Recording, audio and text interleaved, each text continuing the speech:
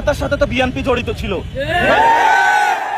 Police হত্যার সাথে যে থানাগুলা বিভিন্ন জায়গায় যে হামলা ভাঙচুর করেছিল, এগুলা হলো বিএনপির অনেক সন্ত্রাসী জড়িত ছিল। অনেক সন্ত্রাসী আসে না, যারা চাঁদাবাজি করেছিল তারা জড়িত ছিল। তারা এটা করেছে এজন্য আমাদের উপরে দোষ দেওয়ার জন্য। এই জন্য বিএনপির যারা সন্ত্রাস, চাঁদাবাজি, দুর্নীতি করেছে, পুলিশ হত্যা দায়ে তাদেরকে গ্রেফতার করা উচিত। আমরা কোনো পুলিশ ভাইয়ের উপর আঘাত করি নাই, এগুলা বিএনপি সন্ত্রাসীরা করেছে। আচ্ছা, আসলে কি নাসিরউদ্দিন পাটোয়ারি কি বাংলার ফাটাকেষ্ট হয়ে গেল নাকি?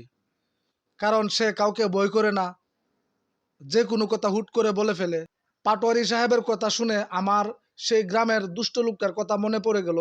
যখন সে সারা গ্রামের লোককে জ্বালাইতেছিল, গ্রামের লোক তার সাথে কেউ পারতেছে না, সবাই তার কাছে ধরাশায়ী হয়ে গেছে। তখন সবাই বলতেছে এই লোকটার মনে যা চা তাই করুক, আমরা তার সাথে পারি না। কিন্তু সে মরার আগে একটা ওসিয়ত করে গেল। ওসিয়তটা হইলো, সে বলতেছে যে আমার আত্মীয় স্বজন সহপাঠী যারা আছো, তা তোমাদেরকে আমি একটা ওসিয়ত করে যাই, আমি যখন মারা যাব, মরে যাওয়ার পরে আমাকে ওই 3 রাস্তার মোড়ে নেয়া একটা বাঁশ পিছন দিয়ে দিয়া দাঁড় করায় রাখবা, কারণ আমি এই গ্রামের অনেক মানুষকে জ্বালাইছি, তো যাতে আমার ওই পাপগুলি মোচন হয়। তখন ওনারা বলতেছে যে লোকটা দুনিয়াতে থাকাকালীন একটা ওসিয়ত করে গেল, মরলে তো আমাদেরকে পালন করতেই হবে।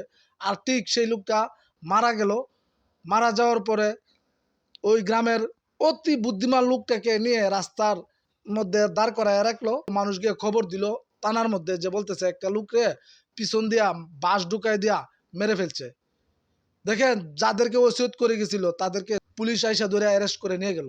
তখন কি বোঝা গেল যে মরে গিয়ে ও নিজের আত্মীয় স্বজনকে, বন্ধু বান্ধবকে ফাঁসায় রেখে গেল।